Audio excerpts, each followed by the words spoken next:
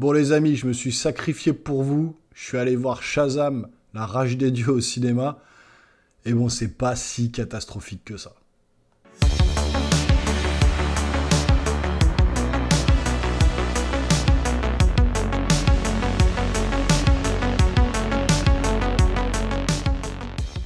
Alors bonjour, bonsoir, je sais plus là. Si vous voyez mes yeux, je suis un peu fatigué.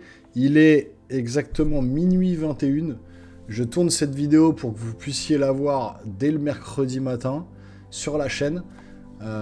Jour de la sortie de Shazam, la rage des dieux, donc Shazam 2, le deuxième opus des aventures de Shazam chez DC Comics, dans le DC Universe. Et bon, je m'attendais à pire. Je vous précise, ça sera full spoiler cette vidéo, puisque je vais pas tourner autour du pot 3 heures. De toute façon, il n'y a pas des enjeux cosmiques dans ce film-là. C'est pas le film de l'année, donc voilà, on va partir en full spoiler. Donc si vous n'avez pas vu le film et que vous voulez aller le voir et revenir après sur la chaîne et vous faire votre propre idée, quittez la vidéo, revenez après. Bon, en tout cas, voilà, vous êtes prévenus, on est en full spoiler. Bon, qu'est-ce qu'on peut dire de ce film? Clairement, je sais même pas par quoi commencer. C'est un film familial. Il n'y a pas réellement d'enjeu dans ce film. On voit très bien que la firme DC pour les films essaie de raccrocher les wagons comme ils peuvent suite au bouleversement qu'il y a eu avec la reprise de James Gunn et compagnie. Ils veulent faire effectivement, ils veulent faire ils veulent effacer totalement l'univers de Snyder et tout ce qui a été fait avant.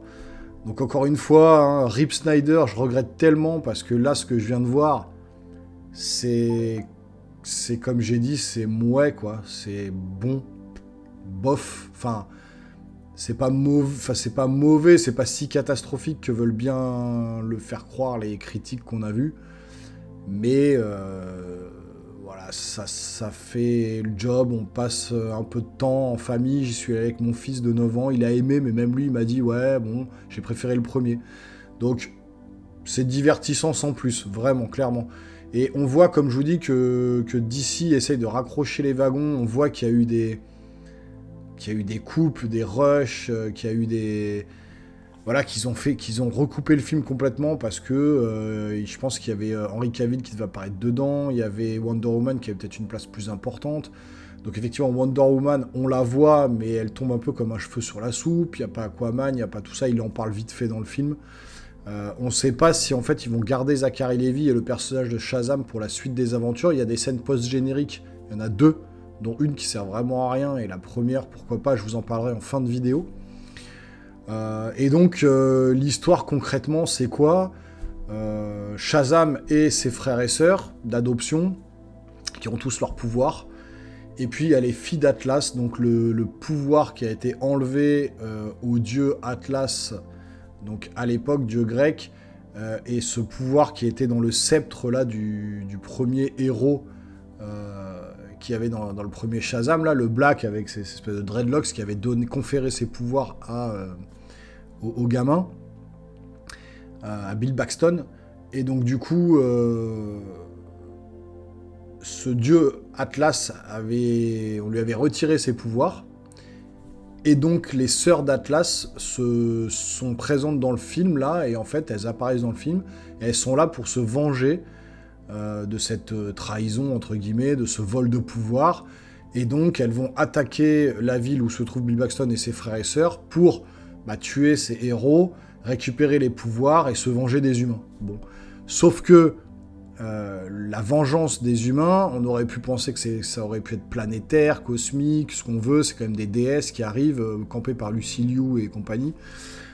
Et au final, non, elles s'attaquent qu'à la ville, elles enferment la ville dans un dôme, et elles veulent tuer juste les êtres humains qu'il y a dans la ville. Donc vraiment, on sent qu'il n'y a pas d'enjeu, que c'est un petit film de super-héros, voilà, un peu à la mode Spider-Man et la petite araignée du quartier, quoi, où on va pas s'étaler sur des enjeux cosmiques et des gros enjeux un gros danger en fait qui menace Shazam et ses frères et sœurs.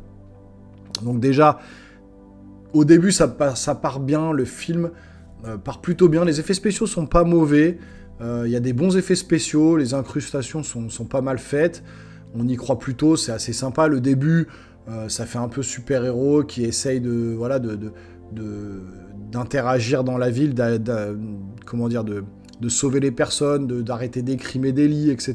Donc, bon, on sent que c'est des super-héros qui essayent de se trouver un petit peu, ils sont un peu maladroits, et puis les gens de la ville les aiment bien. Donc, il y a cette petite ambiance au début avec une petite BO originale, une petite musique qui est sympa avec Bonnie Tyler, I Need a Hero, etc.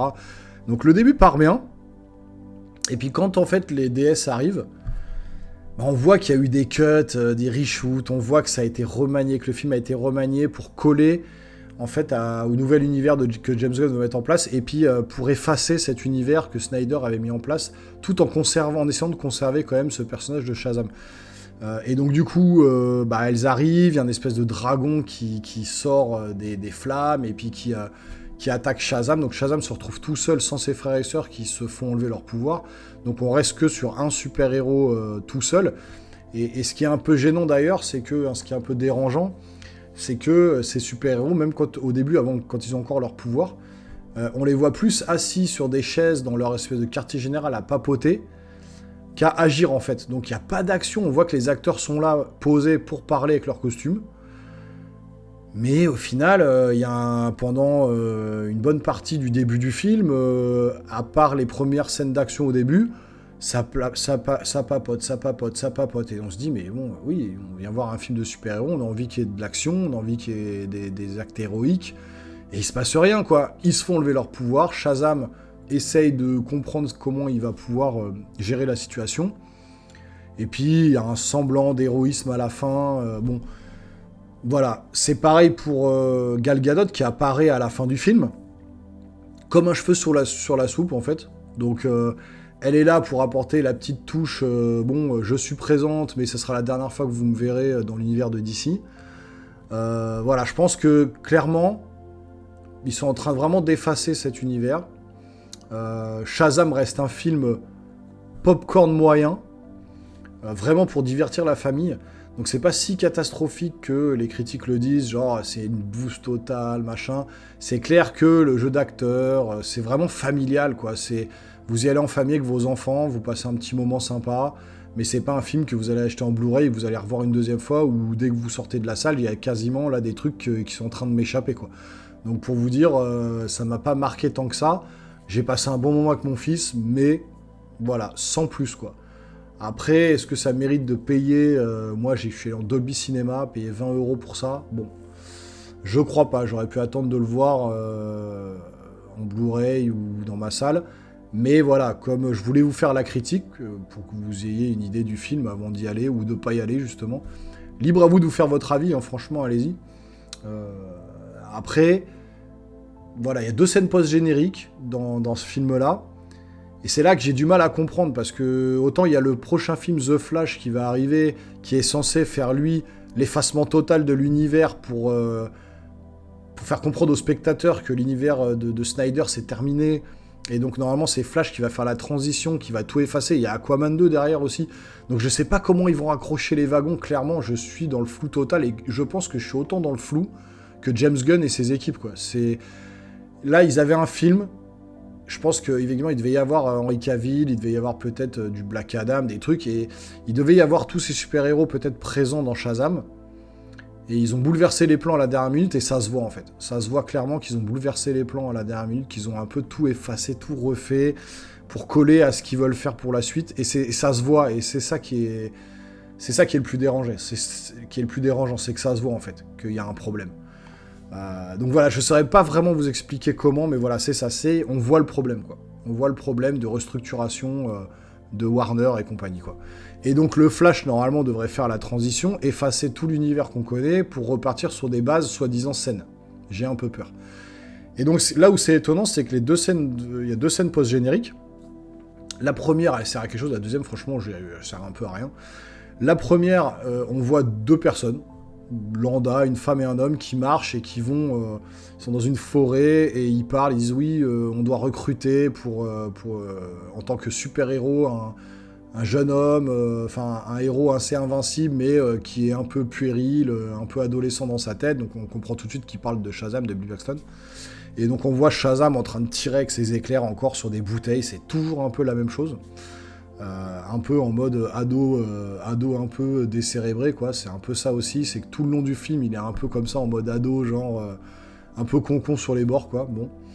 Et donc, ces deux personnes arrivent, ils ont fait partie d'une société, on voudrait vous embaucher en tant que super-héros pour la Justice, et donc lui, il dit, ah oui, la Justice League, ouais, je veux tout de suite y aller, est-ce qu'il y a Wonder Woman? Ils font, non, pas la Justice League, vous vous trompez, la Justice Society.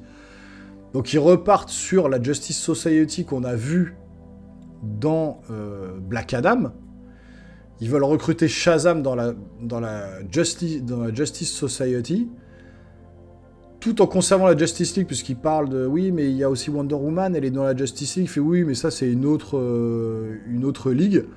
Et donc on comprend qu'il va y avoir deux ligues en même temps, Justice League, Justice Society, qui vont continuer un peu avec ça. Donc Shazam fera vraisemblablement partie de la Justice Society et pas de la Justice League. Alors que normalement, bon, dans les comics, on sait qu'il fait partie de la Justice League. Donc bon, ils partent sur ce postulat-là, sur cette base-là. Je sais pas ce qu'ils vont en faire. Donc ça se termine comme ça la première scène. Rien de transcendant, mais voilà, on comprend que Shazam va faire partie de la Justice Society. Et la deuxième scène, on retrouve le méchant du premier qui est enfermé en prison. Exactement la même scène où il y a l'espèce de petit ver qui vient lui parler.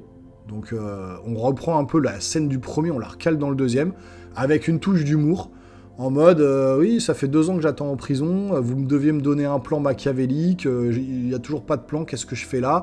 Et le petit ver là qui lui dit ah bah j'ai encore un petit truc à faire, je reviens après vous voir, et il repart.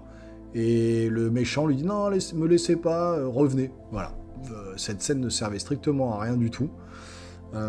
L'humour dans le film d'ailleurs, c'est un peu omniprésent, mais ça passe plutôt bien. C'est un peu de l'humour lourd, mais ça passe bien. C'est dans un univers un peu adolescent, voilà, avec ses frères et sœurs, donc ça passe bien. Mais bon, voilà. Bon, pas d'enjeu. L'enjeu, c'est protéger la ville, c'est tout. Il n'y a pas d'enjeu cosmique, rien du tout. Bon, Shazam est là pour faire le show. Mouais, voilà, le titre de la vignette. Divertissant sans plus. Donc voilà, je vous inviterai, si vous voulez vous faire votre propre avis, à aller voir ce film. Sinon, attendez-le en Blu-ray ou en streaming, ou ce que vous voulez. Je pense que vous raterez pas grand-chose non plus, faut pas abuser. En famille, ça passe. Si vous êtes fan de comics ou de super-héros comme moi, bon, vous risquez d'être un peu déçu, hein. C'est un peu mon cas.